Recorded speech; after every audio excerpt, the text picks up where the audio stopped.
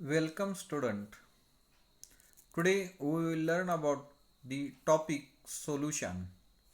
या solution topic मधला आपण सब पॉइंट बॉइलिंग पॉइंट इलिव्हेशन हा पॉइंट पाहणार आहोत. Boiling point elevation.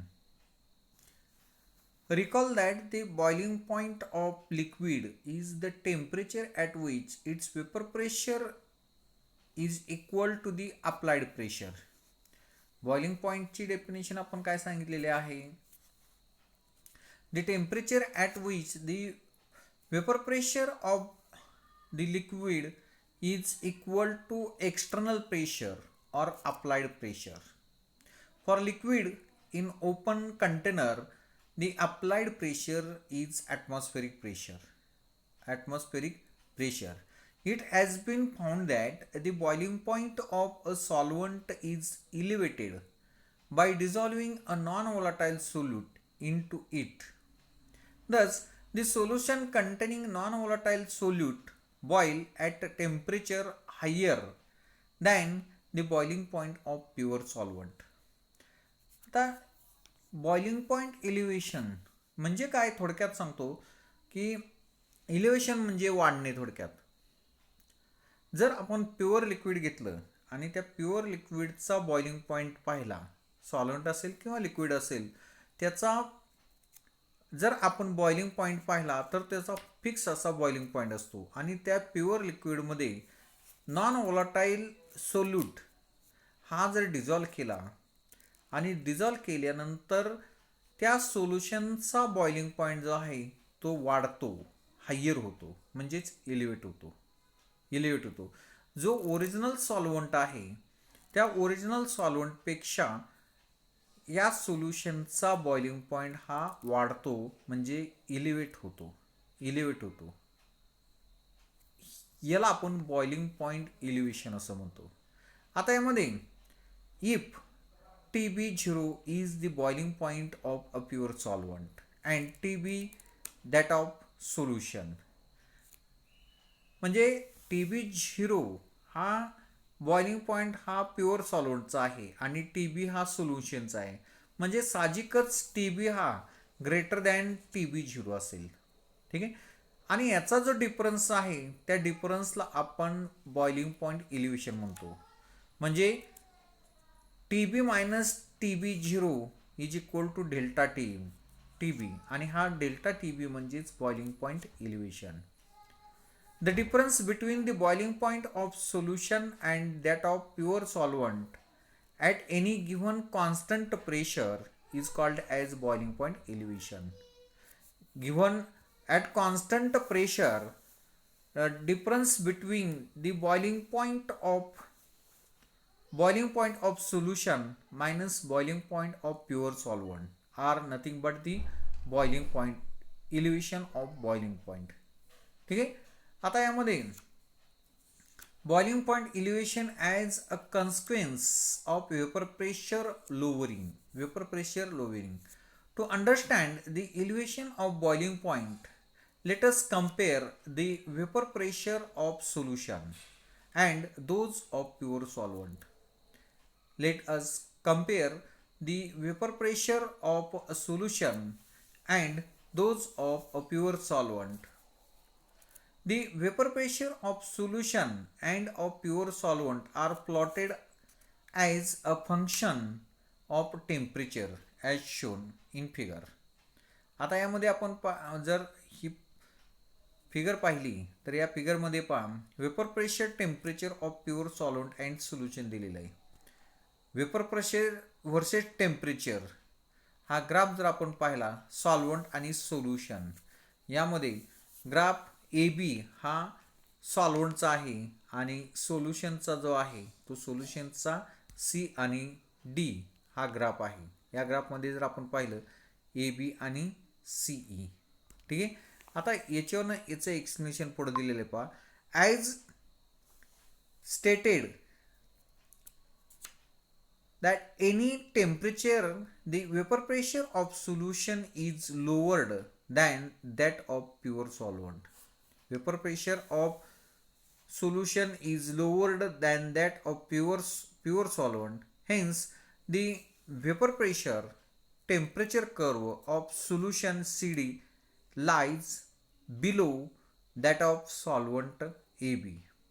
The difference between the two vapor pressures increases as temperature and vapor pressure increases is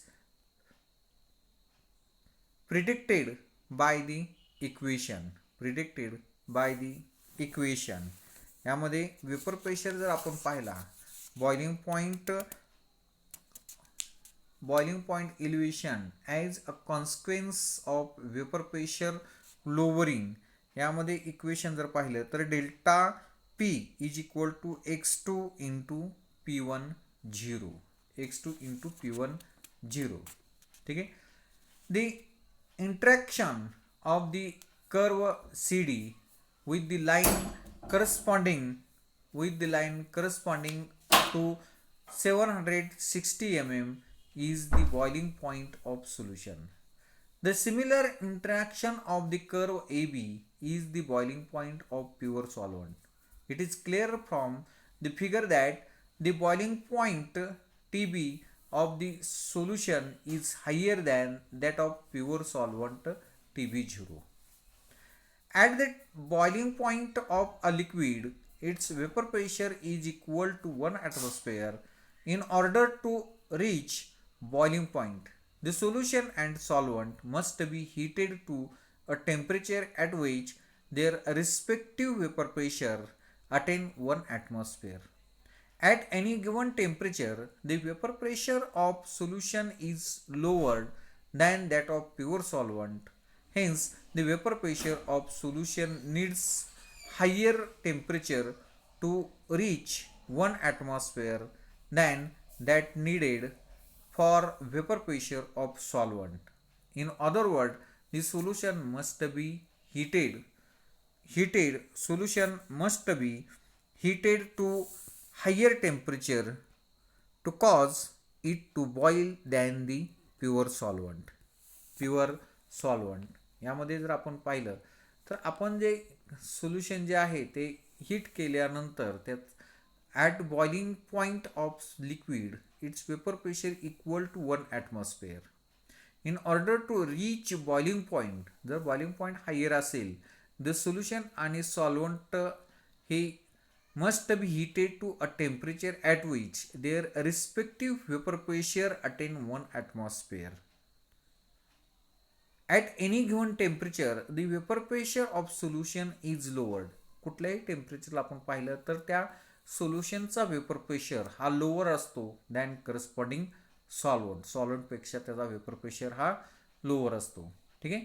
आता यानंतर boiling point elevation and concentration of solute. The boiling point elevation is directly proportional to the molality of the solution. Thus, boiling point elevation delta TB is directly proportional to the molality. Delta TB is equal to Kb into m, where m is molality of solution. The proportionality constant Kb is called as boiling point elevation constant or molar elevation constant or ebullioscopic constant. आता यामध्ये ही equation जर आपण पाहिलं याच्यावर तुम्हाला problem आहेत पहा. पुढे जर आपण पाहिलं तर प्रॉब्लेम आहेत. यामध्ये आपण जर पाहिलं तर एलिव्हेशन ऑफ बॉइलिंग पॉईंट हा directly proportional to the molality आहे. म्हणजेच काय, delta T B is directly proportional to the m हा मोलॅलिटीचा सिम्बॉल आहे आणि delta T B is equal to K B into m. हा के बी जो आहे यामध्ये यम हा मोलॅलिटी ऑफ सोल्युशन आहे, प्रोपोर्शनलिटी कॉन्स्टंट के आहे के बी, आणि K B is called as boiling point elevation constant. याला आपण बॉइलिंग पॉईंट इलिव्हेशन कॉन्स्टंट म्हणतो, त्यालाच आपण मोलार इलिव्हेशन असं म्हणतो, मोलार इलिव्हेशन कॉन्स्टंट म्हणतो किंवा इब्युलोस्कोपिक कॉन्स्टंट असे म्हणतो. इलिव्हेशन कॉन्स्टंट किंवा इब्युलोस्कोपिक कॉन्स्टंट. जर आपण मोलॅलिटी 1 मोलार कन्सिडर केलं तर यामध्ये delta T B is equal to K B. म्हणजेच the Thus ebullioscopic constant is the boiling point elevation produced by 1 molar solution. म्हणजेच इब्युलोस्कोपिक कॉन्स्टंट हा 1 मोलार सोल्युशनला त्या ठिकाणी डेल्टा टी बी म्हणजेच एलिव्हेशन ऑफ बॉइलिंग पॉईंट आणि इब्युलोस्कोपिक कॉन्स्टंट हा इक्वल असतो 1 molar सोल्युशनला. याचा अर्थ असा आहे. ठीक आहे. आता याचं युनिट जे आहे K B is equal to delta T B upon m is equal to K upon mole per के जी म्हणजेच केल्विन. टेम्परेचर आपण केल्विनमध्ये मोजतो म्हणून केल्विन आणि मोलॅलिटी हे मोल पर के जी म्हणून याचं युनिट जे आहे ते केल्विन के जी पर मोल. केल्विन के जी पर मोल अशा प्रकारचं त्याचं युनिट आहे. ठीक आहे. आता यानंतर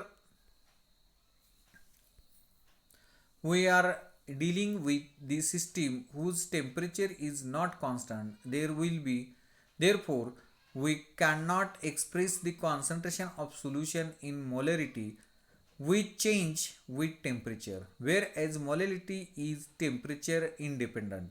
Therefore the concentration of solute is expressed in mole per kg molality rather than mole per liter molarity. ठीक आहे. आता molar mass of solute from boiling point elevation. वरील इक्वेशन आपण पाहिलेलं आहे. Delta T B is equal to K B into M. Suppose we prepare a solution by dissolving W2 gram of solute in W1 gram of solvent. Moles of solute in W1 gram of solvent is equal to W2 upon M2, where M2 is the molar mass of solute. Mass of solvent W1 is equal to W1 upon 100 gram per kg. W1 is equal to 1000 into kg. 1000 into kg. The expression of molality is M. The expression of molality. Recall the expression of molality. M is equal to moles of solute divided by mass of solvent in kg. Mass of solvent into kg. There is equal to W2 upon M2 moles divided by W1 upon 1000. That is 1000 W1 upon M2 into W1 moles per kg. आता यामध्ये आपल्याला W2 दिलेला असतो, W1 दिलेला असतो, W1 दिलेला असतो आणि मोलॅलिटी सुद्धा दिलेली असते आणि याच्यावरून आपल्याला M2 काढायचा असतो. M2 तुम्हाला परीक्षेमध्ये हा मोलार मास ऑफ सोल्यूट हा कॅल्क्युलेट करायला सांगितलेला असतो. तर अशा प्रकारे आपण कॅल्क्युलेट करायचा असतो. ठीक आहे. Substituting of these values of M in above equation, delta TB is equal to KB 1000 W2 upon M2 W1. Hence M2 is equal to 1000 KB into W2 upon delta TB into W1. यामध्ये M2 काढायला सांगितलेला असतो, KB दिलेला असतो, W2 दिलेला असतो, delta TB दिलेला असतो, W1 दिलेला असतो. आपण फक्त त्याच्या व्हॅल्यू सबस्टिट्यूट करायच्या आणि ते कॅल्क्युलेशन करून M2 ची व्हॅल्यू काढायची असते. याच्यावर प्रॉब्लेम आहे, तो प्रॉब्लेम आपण पाहूया. The normal boiling point of ethyl acetate is 77.06 degrees Celsius. A solution of 50 gram of a non-volatile solute in 150 gram of ethyl acetate boils at 84.27 degrees Celsius. Elevate the molar mass of solute if Kb for ethyl acetate is 2.77 degrees Celsius kg per mole. ठीक आहे. आता solution आपण पाहूया. यामध्ये M2 is equal to 1000 KB W2 upon delta TB W1. यामध्ये W2 दिलेला आहे 50 gram, W1 दिलेला आहे 150 ग्रॅम. डेल्टा TB म्हणजे काय, TB मायनस TB0. यामध्ये TBची व्हॅल्यू दिलेली आहे 84.27.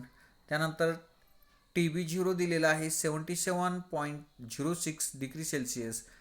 हे 7.21 डिग्री सेल्सिअस आलं. याचं कन्व्हर्जन आपण केल्विनमध्ये केलं. 7.21 केल्विनमध्ये आपण याचं कन्व्हर्जन केलं. कन्व्हर्जन केल्यानंतर डिग्री सेल्सिअसचं कन्व्हर्जन हे केल्विनमध्ये केल्यानंतर त्या ठिकाणी K B is equal to 2.77 degree Celsius K G per mole is equal to 2.77 kelvin K G per mole. ह्या व्हॅल्यू आपण वरील इक्वेशनमध्ये सबस्टिट्यूट केल्यानंतर 1000 इंटू 2.77 इंटू 50 डिवायडेड बाय यामध्ये आपणाला M2 काढायला सांगितलेलं आहे, divided by 7.21 into 150 gram is equal to 120 gram per mole. याचं आन्सर जे येते ते आन्सर हे 128 ग्रॅम पर मोल हे सोडवल्यानंतर. ठीक आहे, हे काय आलं, M2 आला. आपल्याला M2 विचारलेला आहे तर ती M2ची व्हॅल्यू आली. ठीक आहे, आता यामध्ये दुसरा एक प्रॉब्लेम दिलेला आहे. दूसरा प्रॉब्लम